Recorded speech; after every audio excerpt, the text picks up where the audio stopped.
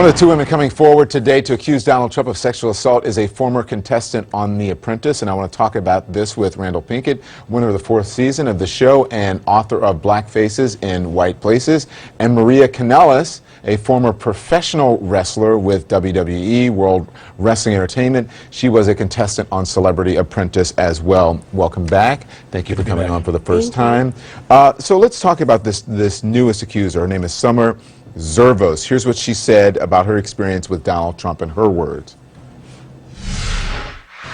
He then asked me to sit next to him. I complied.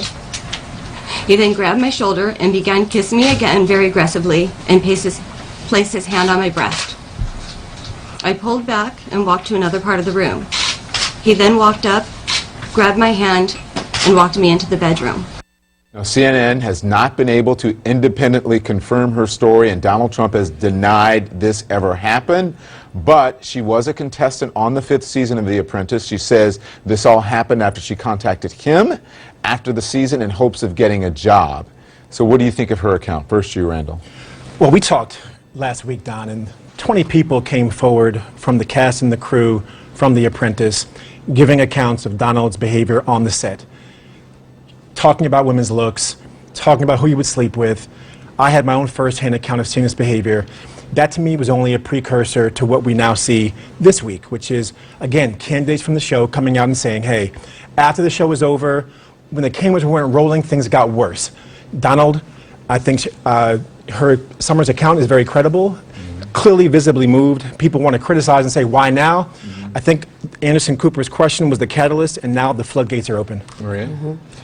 I think that it's incredibly difficult to come forward right away. But when you hear all these other accounts, account upon account upon account, and then you can all come together on this one topic. I think that's why all these women are coming out now, and I do think she's a credible source. But beyond that, his actions speak a lot louder than these words that she said. What do you, you guys were there. And, you know, Mark Burnett has these tapes, supposedly he's not going to release them. What's possibly in there? Because you were there. You were there. I think that there's probably a lot there. And if legally these tapes could come out, I think that they would be incredibly interesting to people. How so? Because he is a rash man. He is a man that just speaks his mind, doesn't think before he speaks.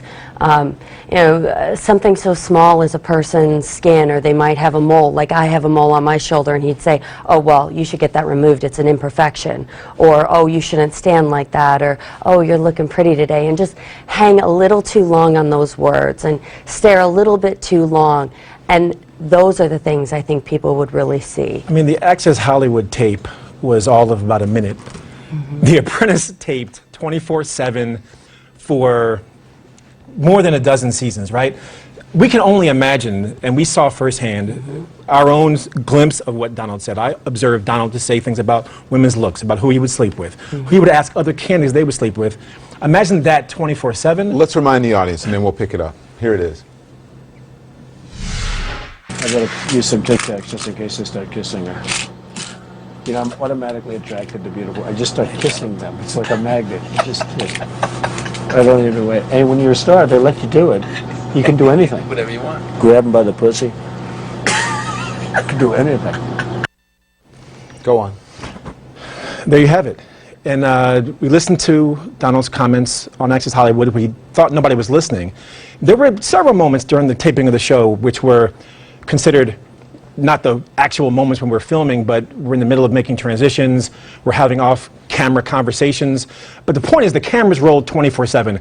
There has to be footage that Mark Burnett, MGM, NBC is sitting on where Donald's made as bad, if not worse, comments. But the point is, it's already been corroborated. We have accounts from 20 people from the cast and the crew who've already said that it's there. All we have to do is now have the tapes to prove that it's there. So, Maria, I want to play this. Trump brushed this off as locker room talk, right? This is what guys do. This is one clip that I want to play when you were fired from your season, which was season 5 of The Apprentice.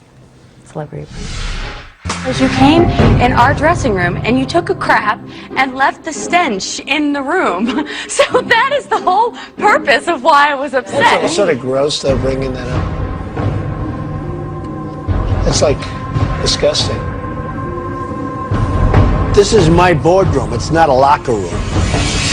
Maria, you're fired. It's very ironic. So you, And that's actual locker room talk. I mean, that is what happens in a locker room.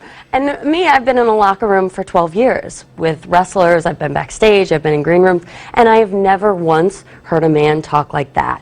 That and what he was talking about was assaulting a woman, a married woman, and that's disgusting. And he wants to become the president of the United States. And to me, as president, holding the highest office, you should be the best of America, and that right there is the very worst. why do you think so many people are making, again, these are just accusations, but I see people coming on and they like turn flips, and not just about the accusations, but to defend the language and the actions on that bus. Because I don't think people want to believe that they're wrong. I think that this was their guy, and they believed in this guy, and they went all the way down this path, and then all of a sudden they can't get off the road. Yeah. So you were the first and only black contestant to win The Apprentice, right? And then he latched onto this birther story, and then I think you became upset about that. But he also wanted you to share your title? Right, so I was the 4th season winner of The Apprentice. There were 7 seasons of The Apprentice, then they flipped to Celebrity Apprentice. Right. For my season, I had a white adversary who I was against, and Trump asked me, after naming me the winner, Randall, do you want to share the title with the white runner-up, which was insulting.